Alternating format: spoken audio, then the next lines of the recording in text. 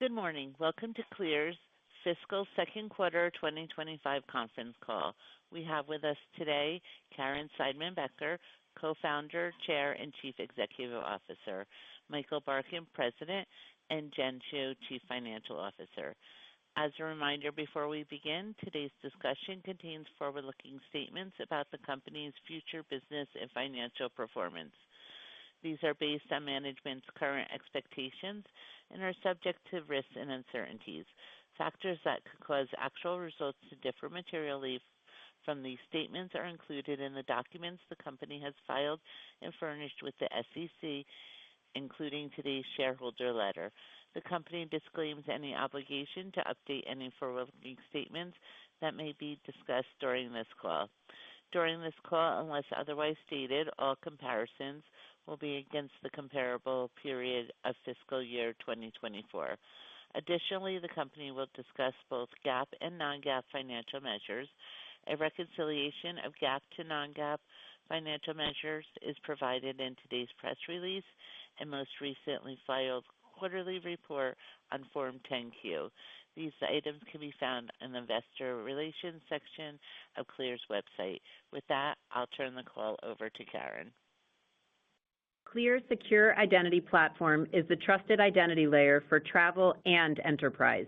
2025 continues to be a year of innovation, execution, and momentum, as the need for trust, security, and frictionless experiences in today's world is paramount. The threat environment continues to evolve, and AI is only accelerating the need for secure identity and Clear. Traditional forms of identity, such as the driver's license, have become analog, outdated, and insufficient. Clear's smart network, which is physical and digital, enables us to secure identity with depth, delivering total identity integrity. Clear is making experiences safer and easier for our members and our enterprise partners across travel, workforce, healthcare, and consumer applications. We delivered a strong second quarter, driven by the continued strength of our travel business. Against a broadly flat travel environment, Clear Plus had a record travel volume quarter. The member experience continues to elevate. Our face-first NV verification pods are 100% live across our network, enhancing security and accelerating throughput. Clear members are through the Clear lane in under 3 minutes on average, and our member experience scores continue to rise.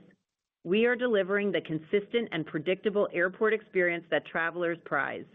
We continue to roll out NV enrollment pods, enabling features such as Apple Pay, which creates more intuitive and fully digitized onboarding. We have developed a great and consistent enrollment experience, whether you choose to enroll at the airport or on your phone.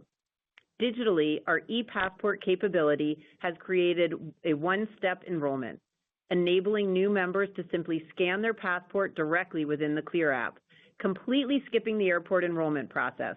Now, travelers can enroll at home or stuck in traffic on their way to the airport and just head straight to our verification lanes. Additionally, it is time for highly vetted international travelers to have access to a better airport experience in the U.S. Starting this week, Clear Plus will be available to travelers from the UK, Canada, Australia, and New Zealand. This will unlock an attractive new TAM and can increase our overall member base. We expect to add additional countries heading into 2026. We believe in public-private partnerships and are actively partnering with the TSA and the aviation community to modernize and enhance the travel experience at no cost to taxpayers. At Clear, we're on a mission to help travelers win the day of travel, delivering a true frictionless home-to-gate experience. That's why we're introducing Clear Concierge, a premium on-demand service that connects members with a dedicated ambassador at the touch of a button from the Clear app. Whether you're running late, juggling bags, or just want a little extra help, Clear Concierge meets you curbside, guides you through the Clear lane, and can also stay with you all the way to your gate. It's personal, seamless, and powered by the awesome ambassadors who make Clear clear. Our innovation and progress in realizing our home-to-gate vision has been in service of improving our member experience, growing our total addressable market, and yielding greater operating leverage in our business. The Real ID mandate reflects the importance of a digital identity. Clear ID can now be your Real ID, We are digitizing your passport on your phone. As a certified Real ID issuer by the Department of Homeland Security, CLEAR can now help travelers meet the federal identification standard required for air travel. U.S. travelers can simply upload their passport via the CLEAR app. This creates a free digital Real ID that travelers can use at any TSA-enabled checkpoint nationwide. Initially available only to members, we expect that CLEAR ID will be enabled for all U.S. travelers this month, successfully introducing even more travelers to CLEAR services. Over time, this work paves the way for a CLEAR ID to be recognized as a mobile-first identity credential, not only in travel, but for our CLEAR One platform and beyond. CLEAR's brand and high level of trust and safety is resonating with current and potential CLEAR One enterprise partners across workforce, healthcare, and consumer verticals.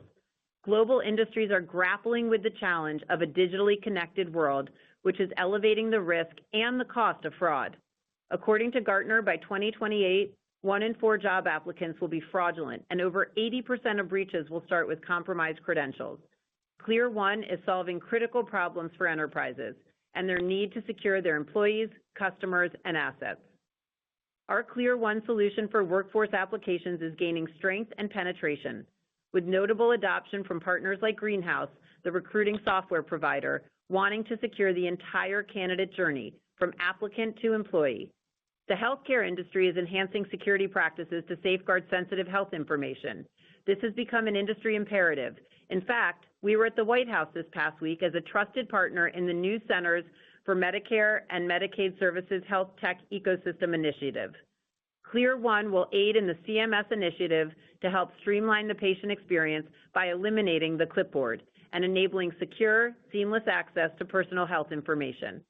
Our Epic Toolbox integration, which we plan to have live by the end of the year, will allow Epic's 325 million patients to create and recover accounts to access their electronic health records.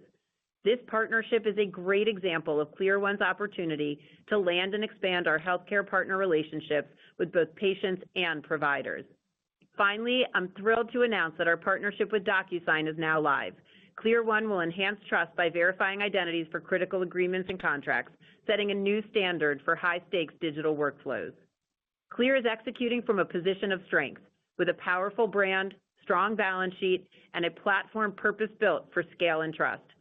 Our leadership team is focused on maximizing the moment. We are aligning around technology, efficiency, and organizational structure that will deliver the best experience for our members and optimize for members, bookings, and free cash flow. With that, I will turn it over to Jen. Thank you, Karen. We delivered a strong second quarter of financial results with $219.5 million of revenue, representing 17.5% growth, $222.9 million of total bookings, representing 13.1% growth, and $117.9 million of free cash flow. Our focus on product innovation and experience continues to attract new members to the CLEAR Plus service. Active CLEAR Plus members grew to 7.6 million, up 7.5% on a year-over-year basis. Bringing CLEAR Plus to international travelers is further growing our TAM and represents an additional opportunity to expand our member base over time.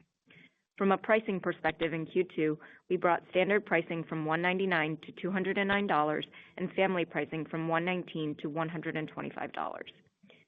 Q2 gross dollar retention was 87.3%, up 20 basis points sequentially. As a reminder, gross dollar retention is an output of member retention and pricing actions. Any pricing action that we take influences gross dollar retention over a 24-month time period from the date we implement a pricing change. Our TSA PreCheck business continues to ramp. As of Q2 quarter end, we operated 231 enrollment locations, nearly 2 times our location count ending Q1.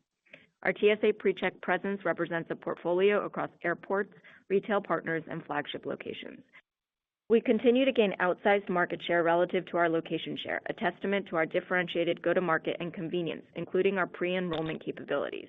In addition, we are successfully bundling TSA PreCheck with CLEAR Plus as 2 highly complementary service offerings.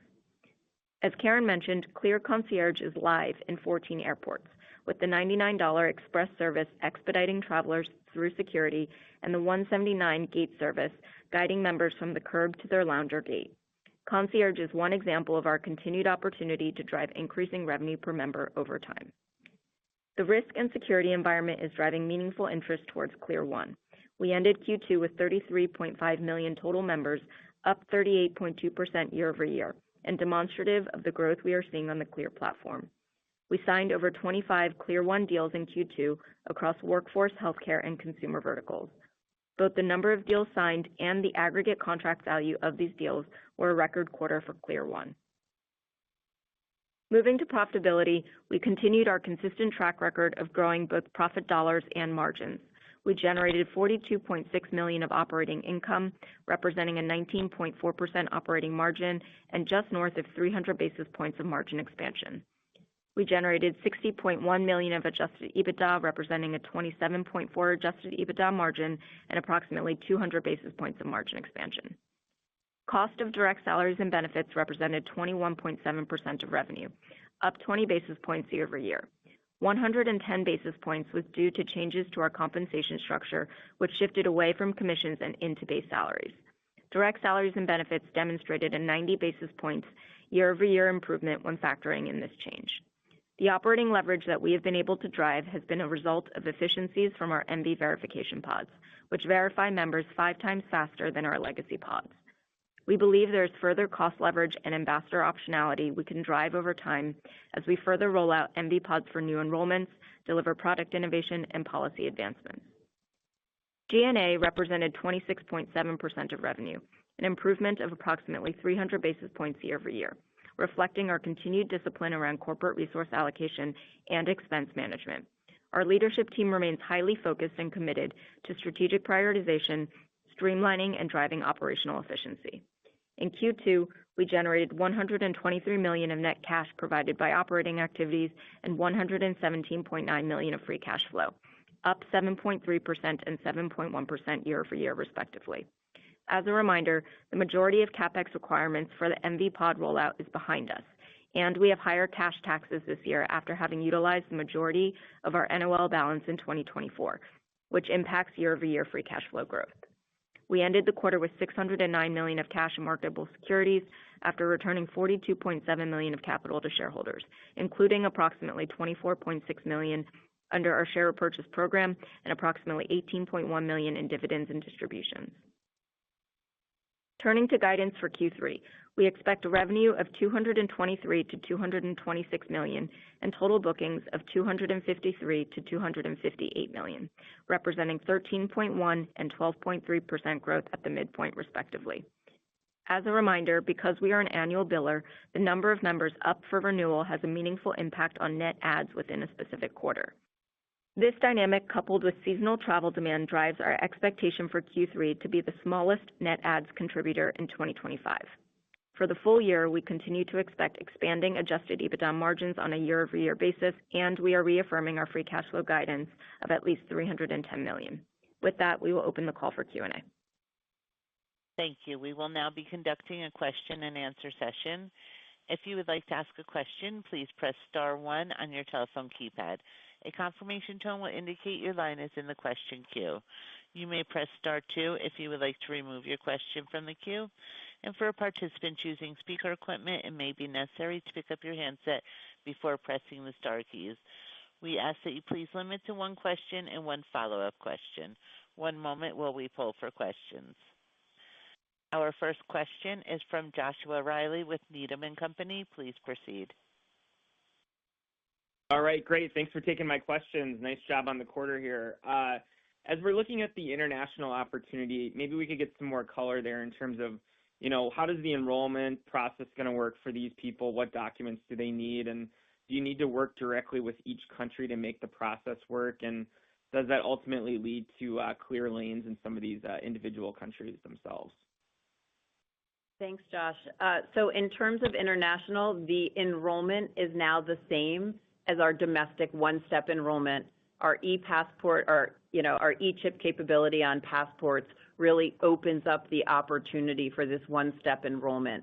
And so, it starts with the countries that we talked about. It is a blanket, opportunity for all of those countries. We don't need to go country by country, and they can enroll on their phone. They can enroll at the pod. So first will come the pod. The phone will come just a little bit later this year. and then they have access to clear lanes in the U.S. In terms of marketing, both partners, direct, corporate, we see opportunities to reach international travelers through all of those channels.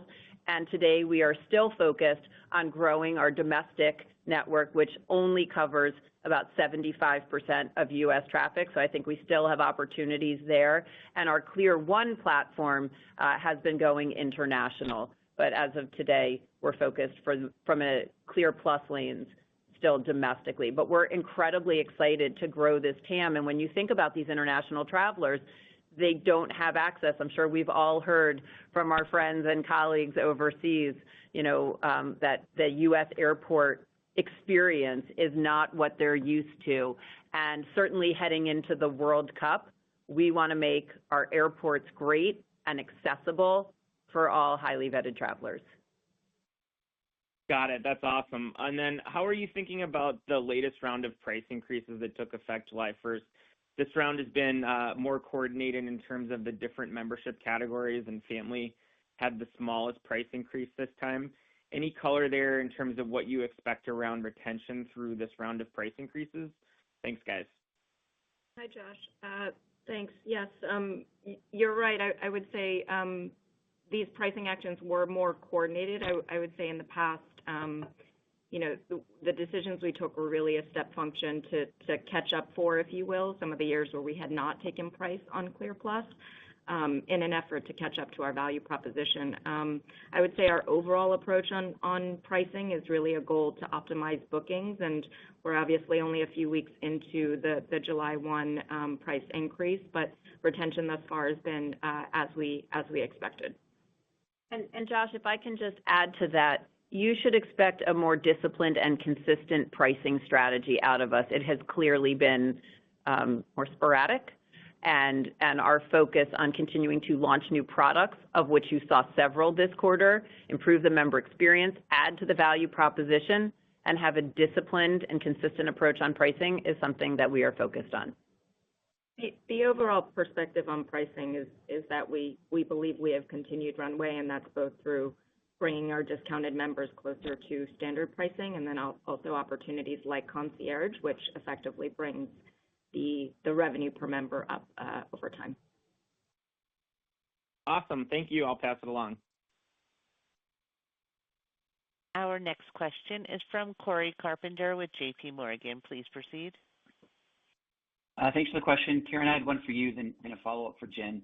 I wanted to ask the current administration, they've been quite vocal about their desire to improve the airport experience. We've already seen changes such as shoes staying on through screening. Based on your conversations and time in Washington, what is the administration most focused on changing, and what role do you think Clear could play in this process? Thank you. Great question. I will say D.C. is one of my favorite cities of late. This administration clearly values public-private partnerships and companies' willingness to push innovation at no cost to taxpayers, and so that could not position Clear any better. We do not take any money from the government. In fact, we share revenues at the federal, state, and local level, pre-check through our rev share with the Department of Homeland Security and TSA, and then at the airport level, well over $100 million this year alone. And so I think that they're focused on a few things. Certainly driving security, which our biometrics and our future initiatives do really, really well. They definitely want to delight travelers. They understand that travel is an important part of the economy. 1 out of 10 jobs are associated with travel. Many states and cities are very dependent on tourism, and specifically heading into the World Cup, making our airports great. You look around at Singapore, at Tokyo, at London, at Doha, where the World Cup was last year. These are highly digital, very personalized, seamless experiences. And so partnering with the private sector to drive the innovation, to modernize our airports, to strengthen security, delight travelers. I would also say they're very focused on privacy, which is really important, and again, something that we are also focused on. And finally, I'd say they're focused on Made in America companies, which is music to our ears. And so I really think that over the next few years, you will see transformation in the travel experience, the airport experience, in a way that we really haven't seen much over the past 20 years, and we are incredibly excited to partner with this administration to do that. Thank you. And I think for you, Jen, just gross dollar retention, it increased sequentially for the first time in 2023.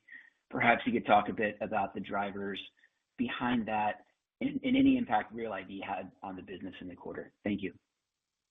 Sure. Maybe I'll start with the latter question, which is that Real ID did not have a meaningful impact on the business on the quarter or our results. From a GDR perspective, 87.3, broadly in line with prior quarter. I would say again, just to reiterate that metric is now put of retention and pricing impacts that metric on an increasing basis as we annualize a price increase over the first 12 months. So those are the kind of factors that are influencing that metric. I would say relative to last quarter, we had a modest 20 basis points benefit. Last quarter, Q1 versus Q1 of 24, we were in the middle of our next generation ID upgrades, and so that did have a small impact on retention in Q1 of 24 relative to this quarter. Great, thank you. Our next question is from Mark Kelley with Stifel. Please proceed. Great, thanks very much. Good morning, everyone. Just two quick ones. Karen, I know you're more focused on the domestic market at the moment, but really find the international rollout interesting, and would love to get a little bit more color, if I could, just about the roughly 2 million travelers that you called out, I think, on the last call. I guess, what do you expect adoption to be like across those countries? And will pricing be the same as in the U.S. market, or will it be a bit different? Just any thoughts there would be great. Thank you. Yeah. So again, we haven't launched yet, so I don't want to make too many estimations before we see evidence. But let me tell you what I can say, which is pricing will be the same, right? So whether you are flying in from the UK and want to enroll with your passport on the phone, it's in the Clear app. It is the same experience and the same price. They can also sign up for as many concierges as they want, and we welcome that experience as well, which is something they're accustomed to, I think, in other airports. From an adoption perspective, certainly I think partners will be important through this rollout, right? So if we're partnered with Delta and United, and they're part of alliances. There's hotels. Certainly, we have a great partnership with Uber. There's lots of ways to communicate to travelers, not to mention through their companies, and other ways to drive adoption. I would say we didn't incorporate crazy things into this year, so but we definitely think that the opportunity set is enormous. And we're going to start with these countries, and then we're going to roll out to many more over the upcoming months. So we will keep you up, but we think the increase in TAM, and again, we think heading into the World Cup, having this universal, predictable, frictionless experience is a huge opportunity for us. So we'll definitely have more to say on it next quarter.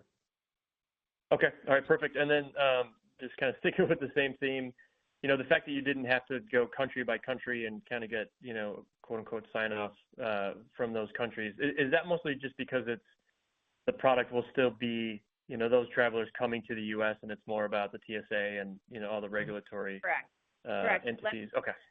Yes. Let's remember they're going to be using it outbound, right, through the Clear lanes. This is not about inbound and CBP. That is separate, right? So this is outbound traffic today, so it would be the same experience that they're having today. But so either travel within the U.S. or right, folks traveling from the U.S. back to their home countries or other countries. Okay. All right. Perfect. Thanks so much. Appreciate it. Thank you. As a reminder, it is star one on your telephone keypad if you would like to ask a question. Our next question is from Michael Turrin with Wells Fargo. Please proceed. Hey, good morning. This is Ronit on for Michael. Just a question on the macro environment overall. A lot of airlines have reported flat to down forecasts through the rest of the year. Just wondering how you guys are thinking about the second half in terms of travel demand and what you're kind of expecting on a go-forward basis. Yeah. So as I mentioned, this quarter, Clear had a record travel volume, and that was in a time when travel volumes were pretty flat. So I think that reflects the opportunity for us to continue to penetrate the U.S. travel population. And as we just talked about, we can now add international travelers to that. So as we look at the back half of the year, I do think actually the industry has become more optimistic about the trajectory for travel. And I've continued to say it before COVID and certainly post-COVID, people love traveling. The experience economy continues to thrive, and we continue to see penetration opportunities broadly. And then certainly we've talked historically about some underpenetrated cities, and now we add international. So we continue to be excited about our opportunities, whether travel is up or down 1%. Just to quantify that, I mean, in Q2, the overall traffic volume was down about 0.5 percentage point, and we obviously grew our member base by 7.5%. And to Karen's point, from a penetration perspective, we still have many airports that are, on the lower end of the penetration curve. So ability to kind of grow same-store sales from there. Great. And just to follow up on that, and kind of related, is this at all related to your new product cadence? It seems like you're really picking it up with products like Concierge, and now you have the Real ID products rolling out. Is this what's driving the delta between the customer demand and your new member growth in terms of travel? I'll take your product rollout question, and then I'll turn it over to Michael.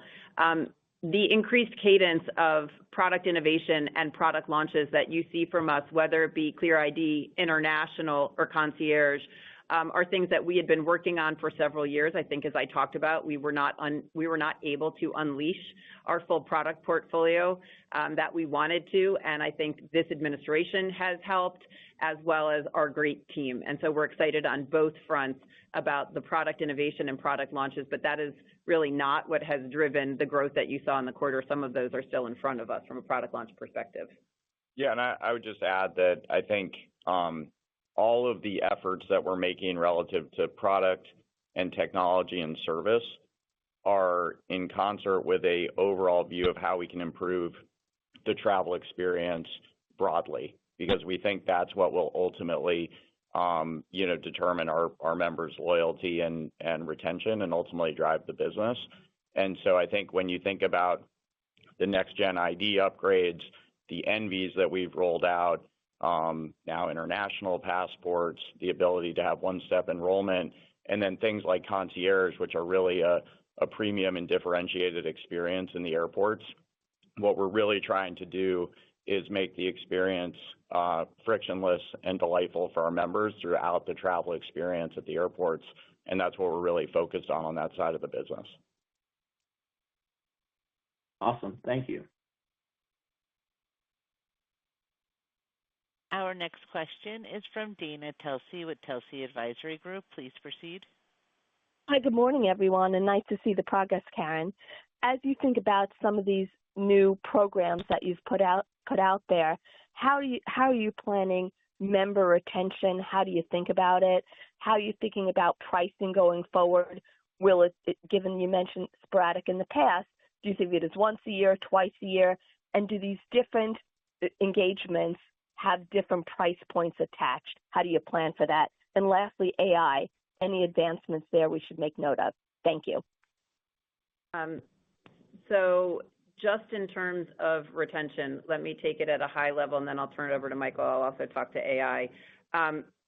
It starts with a great member experience, and we are massively focused on that, not only today's experience, but adding new products that drive that home-to-gate experience. I'll let Michael go deeper. What I will say on AI, and I think I said in the script, two pieces. AI and synthetic identities and all that you're hearing about that makes true identity and total identity integrity more important than ever. And the fact that we have this physical network has become more valuable than ever, and we are expanding that physical network.